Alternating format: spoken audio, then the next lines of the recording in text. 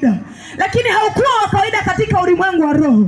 Mwanamke akatokwa na damu muda wa miaka 12. Hata alipita hata zile desturi za mwanamke akazipita, lakini Biblia inasema alitokwa na damu muda wa miaka 12. Alikuwa amesumbuka, ametabika, amezunguka huku na kule kwa waganga wa kienyeji. Wakati mwingine aliazimia moyoni mwake akakata tamaa. Wakati mwingine aliona ya kwamba hana msaada tena. Wakati mwingine aliona ya kwamba hawezi kupata tena tumaini jingine, kwa sababu ndani ya moyo wake alikuwa amekwisha kukata tamaa, kwa sababu ndani ya moyo wake alikuwa amekwisha kuona kwamba ule ugonjwa umemsumbua. Alikuwa anaona wenzake wanamuona kama vile hafai. Katika ulimwengu huu kuna wakati unaweza ukaugua, kuna wakati unaweza ukapata shida, kuna wakati unaweza ukapitia changamoto, ukaona ya kwamba hauwezi ukapita mbele. Watu ulionao wanaokuzunguka wakashindwa hata kukusaidia, ukazunguka huko na kula hospitali za kutosha ukashindwa kupata msaada. Huyu mwanamke ndivyo ilivyokuwa, maana aliumia moyoni mwake. Ulikuwa ni ugonjwa unayemsumbua kwa muda mrefu, alikuwa amepata tatizo kwa muda mrefu, wakati mwingine amekosa tumaini kabisa. Biblia inasema wakati mmoja Yesu Kristo alipokuwa akitembea na wanafunzi wake, yule mwanamke akaona kusanyiko kubwa, akaona kwamba watu wanafuata Yesu Kristo, akawa anasikia habari za Yesu, ya kwamba yupo Yesu ambaye anaokoa, ya kwamba yupo Yesu ambaye anaponya, ya kwamba yupo Yesu ambaye anatakasa, ya kwamba yupo Yesu ambaye anasamehe.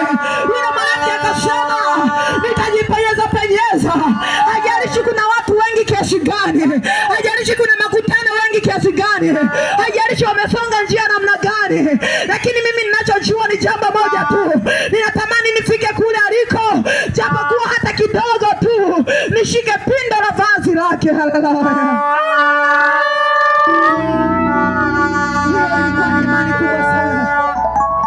Tunasema neema ya kupokea wokovu. Unajua kupokea wokovu ni neema kubwa sana. Tumezunguka vijiji vingi tumeviona, lakini tukasema twende Mgela awamu hii. Haleluya. Kwa nini tumekuja Mgela? Ni kwa sababu yako mpendwa unayesikia sauti hii. Tumekuja Mgela kwa sababu ya wewe ambao unatusikiliza leo. Tumekuja Mgela kwa sababu ya wewe ambaye unatusikiliza, umetega sikio lako kusikia sauti hii. Yamkini uko unaendelea na shughuli zako, sauti hii inakufikia mahali popote uliko. Hii imekusudiwa ni kwa ajili yako leo. Wala hata usimwangalie jirani yako wa pembeni. Neema ya wokovu imekuja kwako leo. Biblia inaniambia yule mwanamke akajisogeza, akasogea, akaazimisha ya kwamba natamani tu nikaligusa lile pindo la vazi la Yesu. Najua nikigusa nitapokea uponyaji. Biblia inasema aliazimia kutoka ndani ya moyo. Lile lilikuwa ni jambo linalomsumbua toka ndani ya moyo. Lile lilikuwa ni jambo ambalo lilikuwa ni kilio ndani ya moyo wake. Kwa hiyo kwa wakati ule akaona ya kwamba sina tumaini jingine katika ulimwengu. Sina tumaini lolote la kunisaidia, wala sina msaada wote katika ulimwengu. Wazazi hawezi kunisaidia, wala ndugu hawezi kunisaidia. Yamkini alikuwa na mume wake, aliona kwamba hawezi kumsaidia.